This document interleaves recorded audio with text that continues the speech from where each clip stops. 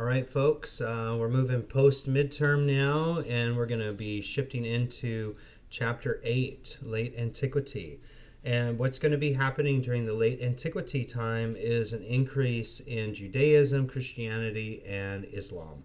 So that's all going to be happening around this time. So these next few chapters are going to be a discussion on late antiquity in regards to Judaism as well as Christianity, and then we're going to move into Islam, and then we're going to move into Byzantinum, which is the development of Eastern Orthodox Roman Catholic beliefs, while at the same time the Holy Roman Empire will be developing its influence in Rome, in Italy in particular, and throughout the rest of Europe over there.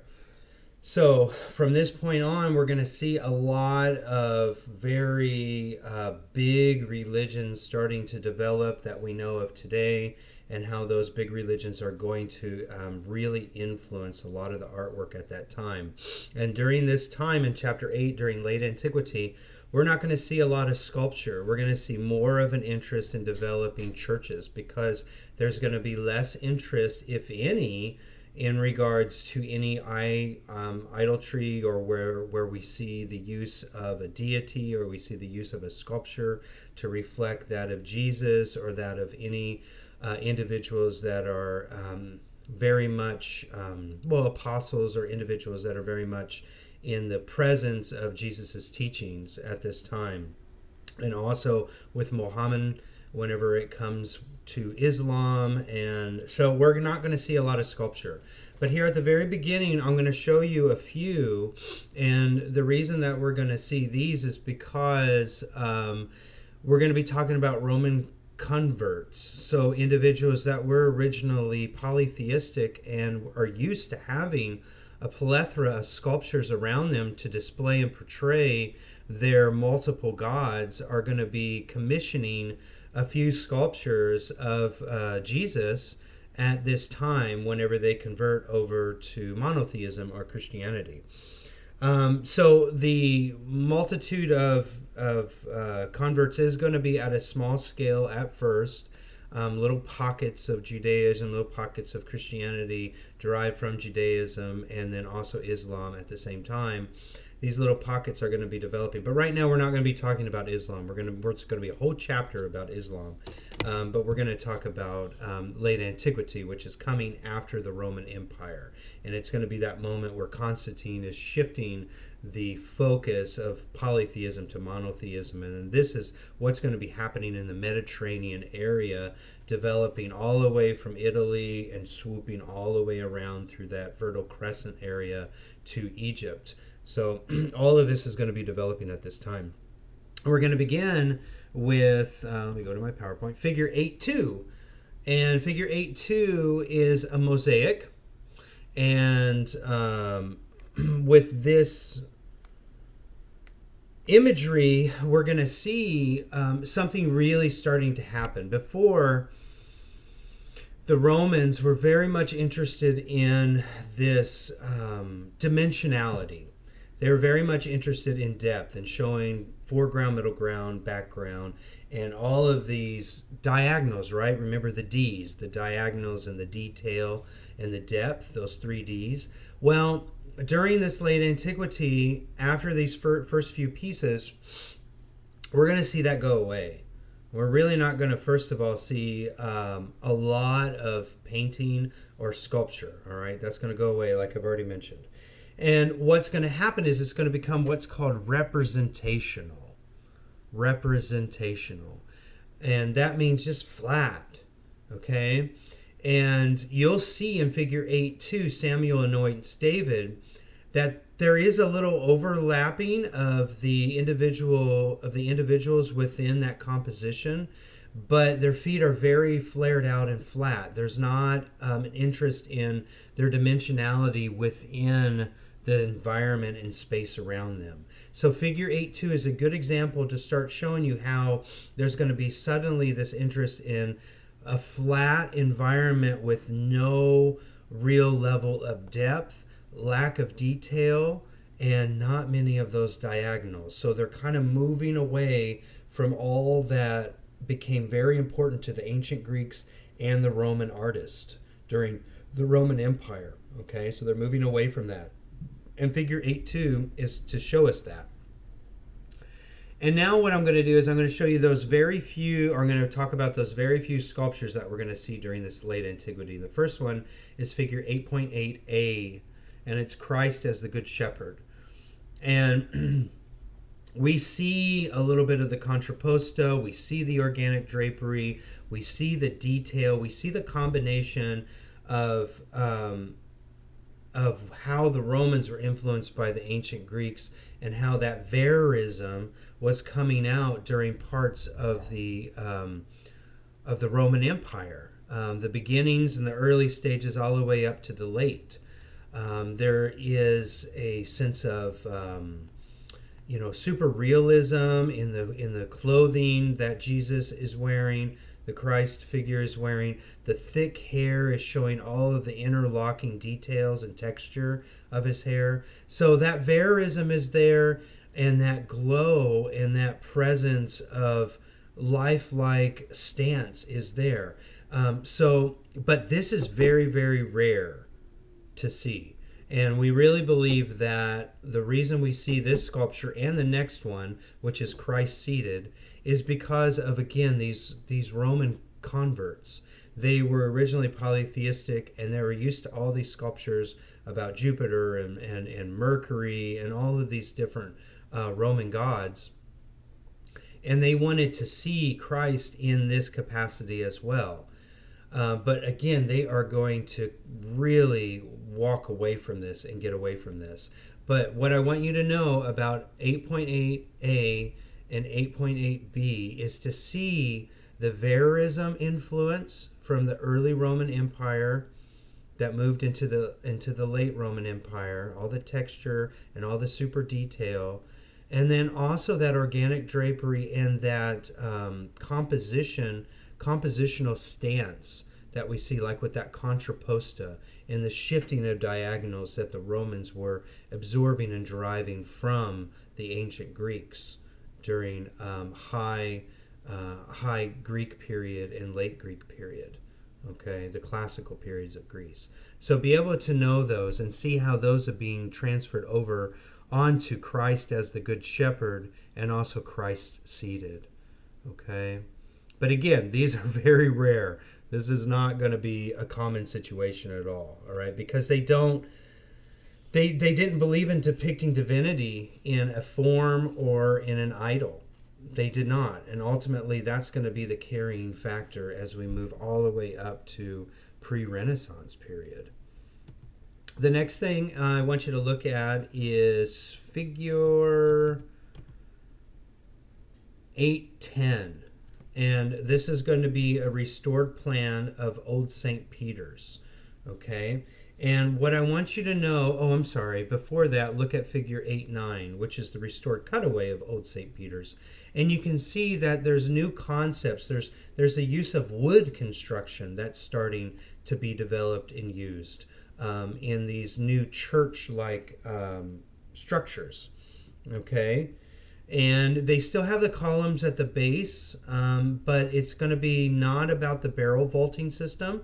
It's going to be about your standard wood construction that you can see in the restored cutaway. And that's what I want you to know from figure 8.9 is still using the columns that we see on the bottom.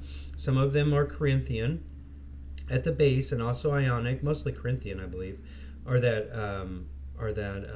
composite capital.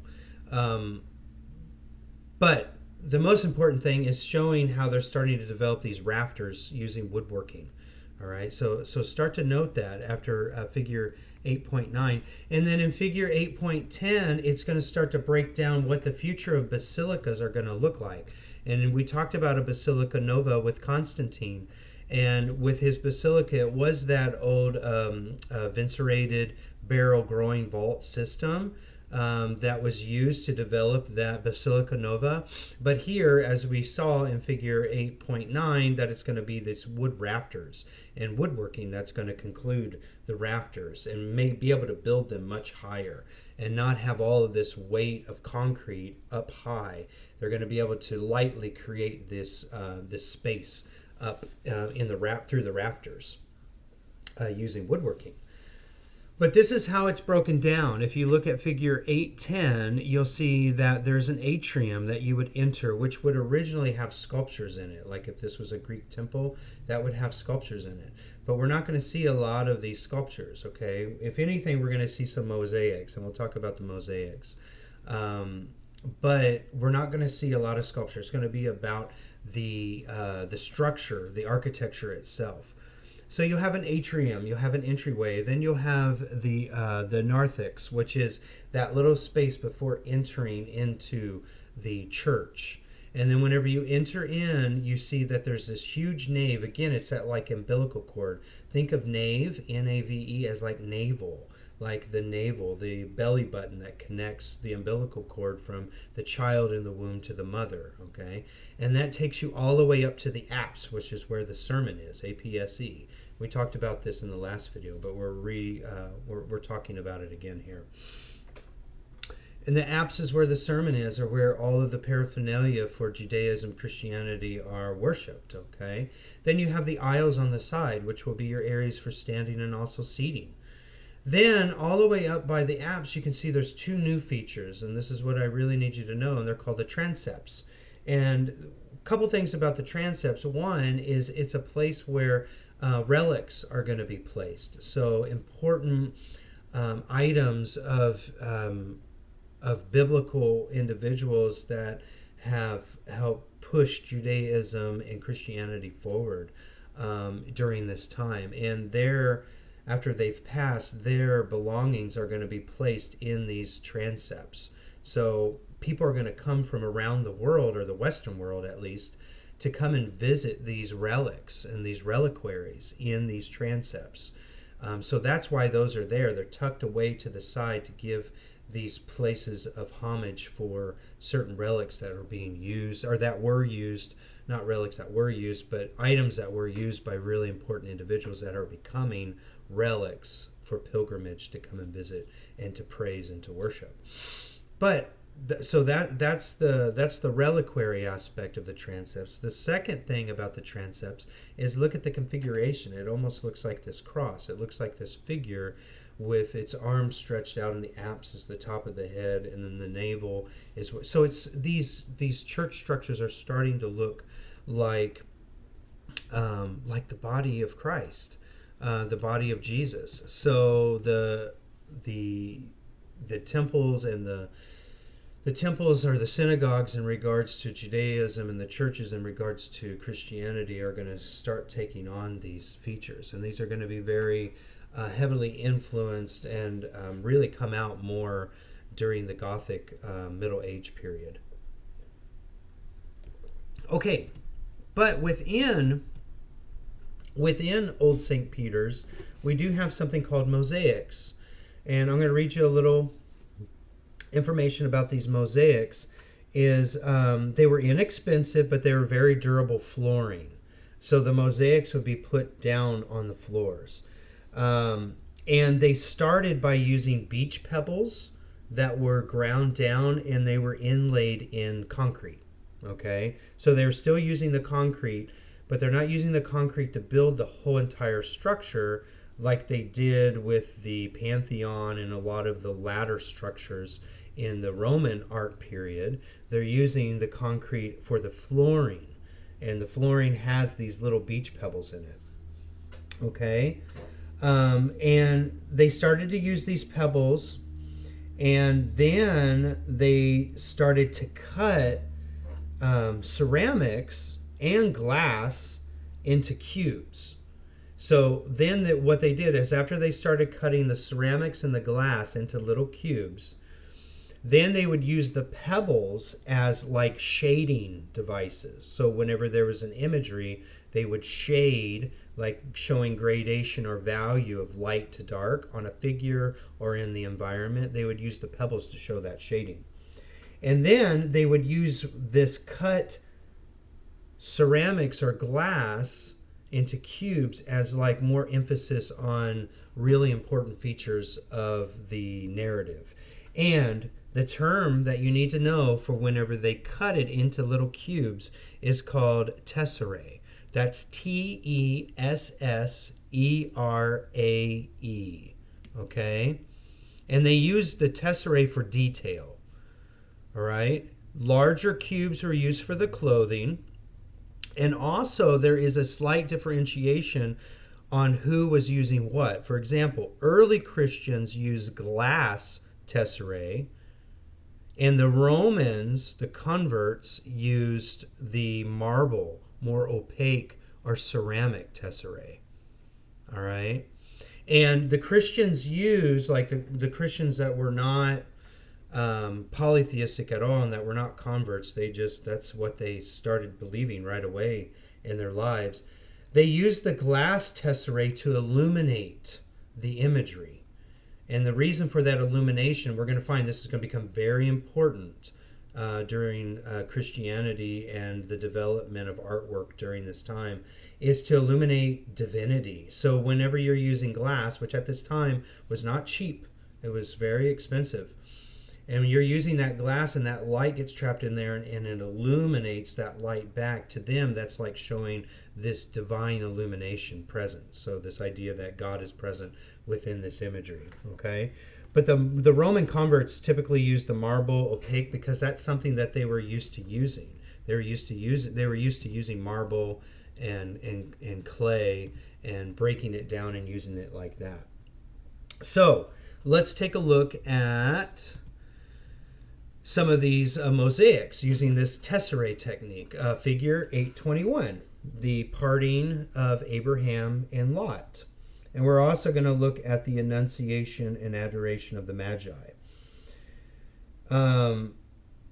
So you're going to need to zoom in and where you see little areas of gray and black, like their shadows and such in the background, as well as upon the clothing of the individual, where it's starting to change color a little bit. Those are those little pebbles. That was originally what was used whenever they were first starting to make these mosaics. Then all the big pockets of color and detail, like in the eyes and the cheeks and the hands and such, that's going to be using those cubic little tesserae. Okay? But I also want you to notice in figure 821 how flat things are getting. Look how flat the structures are in the buildings in the background, in the environment. They're almost like stacked on top of each other. There's no longer an interest in dimensionality. Look how clustered and flat all the figures are behind Abraham and Lot. They're all just kind of clustered together. We're kind of getting back into this old composite twisted perspective that we originally saw in the Paleolithic and Neolithic period. But we're not going that far. It's just they're clustering everything and they're making it flat, and they're less interested in dimensionality. So again, yeah, they're going to start creating these registers. They're going to start showing like different sections. For example, in Annunciation and Adoration of the Magi, 820, there's an upper section, a middle section, and a lower section. Those are registers, just like we talked about before. So all of these old things that originally were used are going to be brought back. The reason they're bringing them back is so that there's less of an interest on detail and more of a focus on the biblical story. It's about the story that's being told. It's not about the aesthetics. They're not interested in showing true realism. They're more interested in getting the story across, the biblical story or parable across, so that when you leave this space, you're thinking biblical story. You're not thinking, oh, did you see how wonderfully designed and how much wonderful depth there was in on all the architecture, behind Abraham and Lot, or the small little temple in the upper register of annunciation and adoration of the Magi. No, that's not what they want. They want you to get the story, understand the story, and then move on. They don't want you to focus on the realism behind these mosaics. Okay, so another way of saying that is moving away from complexity and depth. They're moving away from complexity and they're moving away from depth. And I've already mentioned the head cluster that we see in figure 821, the paint the parting of Abraham and Lot. All right, so that's a way of trying to get away from complexity and depths. To depict. Another thing, one last thing in regards to these is they're going to show and try to depict eyes. This is going to be very common during late antiquity with the eyes. They're going to try to make it look like the eyes are shifting in the sockets, okay, by using the illuminating glow of the tesserae, the little cubic pieces of glass, is to show the eyes shifting in the sockets. And this is a late antiquity style. So when you look at figure 821, parting of Abraham and Lot, you should be able to describe how their eyes are using the tesserae for the eyes to show that shifting of the eyes, almost as if they're moving back and forth, right? It's like when someone takes a picture of you looking at the camera and then that picture goes up on the wall, and wherever you go in the room, that image follows you, right? Those eyes of that picture follows you. So this is a late antiquity style to depict the level of communication. So always showing this focus by creating the eyes in this way, all right? So that's what you need to know in regards to those mosaics. Then we're going to look at another mosaic called Christ as Good Shepherd, which is figure 824. So this type of mosaic showing Christ as a good shepherd, we already saw a sculpture of this where he had the sheep on his shoulder, is going to become a very popular theme. All right, we're going to see this over and over again during this time. It's a little different than before. We have a little bit of a difference here. In one, there's no lamb on his shoulder. Okay. Two, he's wearing gold and purple. All right. And by showing Christ with gold and purple, it gives him regality. It makes him look regal, or more like aristocratic, more than aristocratic, because this purple and this gold was originally used. The Romans would use it to show regality, like with the emperor, the Roman emperor. And they're taking this regality of color, gold and purple, and they're putting it upon Christ and giving him this kind of more earthly, or these earthly royal colors that they used, and putting them upon his body to show his earthly realm, or his earthly rule. Okay. A third difference, and what I'm talking about with difference, is being able to take this mosaic of Christ as a good shepherd and relate it to the Christ as good shepherd sculpture. Now I know one's a mosaic and one's a sculpture, freestanding sculpture, all right? But they're both sculptural techniques, so be able to compare and contrast. A third difference here is he's sitting and he's haloed, okay? And with the other one, he was standing, he was working. So by him being seated, it shows that he does not have work he needs to do. Almost like he's sitting upon a throne, right? Like there's no need to do any work if you are this earthly king, right? If you are this Roman emperor, there's no need to show you working. You can be seated like upon a throne. And so they're depicting him in that way to show this level of not being an everyday person that needs to work. And then the halo, the effulgence, the level the indicator of divinity, like he is enlightened. He has been given the job by his Father, being God, to come and disperse information about love of his Father, love of God across this part of the Mediterranean world. So that's what that halo is about. And that halo is gold, all right? Another thing that we're going to see is a use of symmetry. There's not going to be this interest in too much depth. You can see here there's a little bit of depth, but not a lot. It almost like suddenly stops, like there's a cliff behind all of those palm fronds behind the rocks, and the world just suddenly just shuts off, and there's nothing else back there. Where the sheep are, all the way to the palm fronds, that's it. There's no other interest of environment. Okay, so all of that level of depth is going to go away, and it's going to become very flat within like one area. But they are going to use symmetry. So you see the symmetry with the Christ as Good Shepherd in the middle. Then there's 3 lambs or 3 sheep on both sides. Okay, and by having the 3 sheep on both sides, lambs on each side, sheep, let's just say sheep, on each side, that's giving a focus to centralize his placement.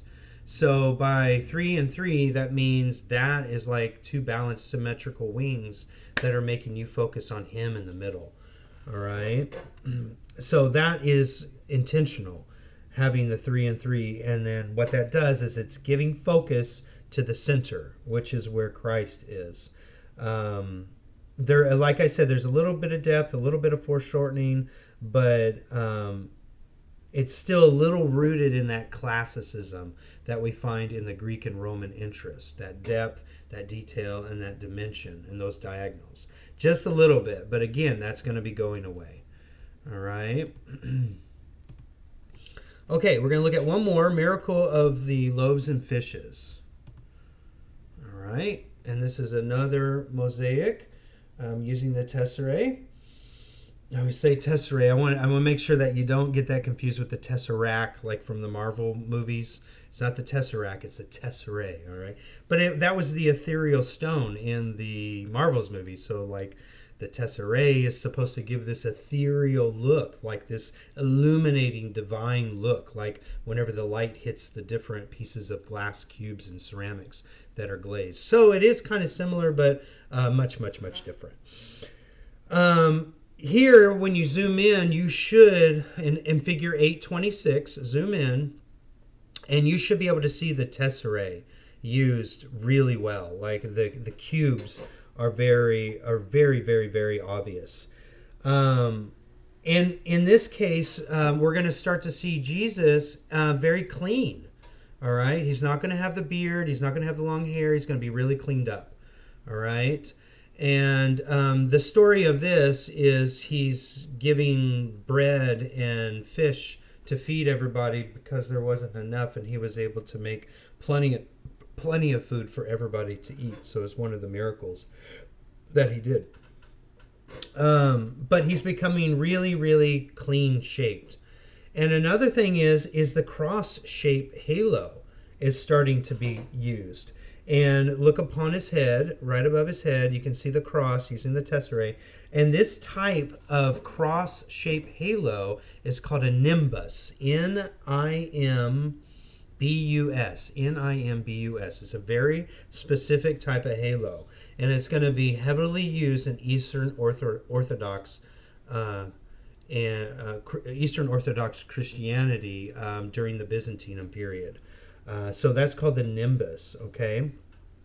And also, he begins to start to look right at the viewer, almost like that picture that I talked about. And that is going to give that, where it looks like the eyes are shifting in the orbitals or in the eye socket, even more pronunciation whenever he's looking right at you. So wherever you go, when you're looking at this mosaic, those eyes are going to kind of be moving towards you. Same concept like with the photography. And again, that is a late antiquity style, having the eyes look like that. Okay, again, look at the numbers. They're symmetrical on both sides. You got 2 individuals on this side, 2 individuals on that side, 2 apostles here, 2 apostles there. And then with that, you have the symmetry where he is focused in the middle, okay, distributing the fish and the loaves. Look at the environment. There's not much environment. It's all about the representation of Christ and his followers. It's not about the environment. It's not about what's affecting them. It is they are central, and nothing else really matters. The whole environment is starting to go away. The leveling and the overlapping of the individuals is still there. That's coming from that classicism period. But that clustering of the individuals and getting that story across and that representation of the story is going to become salient and more important than the whole environment that's surrounding them. Okay? And they're going to use less figures in these mosaics to make the story simpler. The more figures there are, the more complex it's going to be, or it's going to seem. Like if you go back and you look at the departure of Abraham and Lot, there's a lot of figures involved, but they're trying to cluster them all together so that you're not thinking about them too much. Here they need to have, in figure 826, Miracle of Loaves and Fishes, there needs to be 2 figures on each side that are representational to centralize Christ in the middle. But there's not like 20 on one side and 20 on the other side, all right? It's all about him. So less figures to make the story simpler. Yeah. Let's see. It is a combination of classical naturalism. There is some naturalism if you look at the environment behind them with the rocks and the stone. And again, just the abstraction of clustering people together, which is actually going to be a Roman thing that was originally done, is they would cluster, like during that 4th style painting that we saw during the Roman Empire. There was clustering of figures, and here they're using that same technique. So that clustering is kind of an abstraction that we see in figure 826 as well as figure 821 with the parting of Abraham and Lot. All right, so that is a Roman technique that they were using. And then the last thing is they're going to use a golden background to lift the viewer out of the physical and into the spiritual. So intentionally using these golden tesserae pieces, they're not made of gold, but they're gold leafed or they're gold glazed, gold marble in the back to give it this sense of a spiritual environment instead of this physical earthly environment. Okay, so that's intentional. Okay, so go back, break down all of the different aspects of what makes it late antiquity, how we're moving away from classicism, and how we're focusing more on the flat representation of the figures, using symmetry to focus the Christ figure in the middle of each composition, because he is the center of attention during this time and all the way up into the Renaissance. Okay, folks,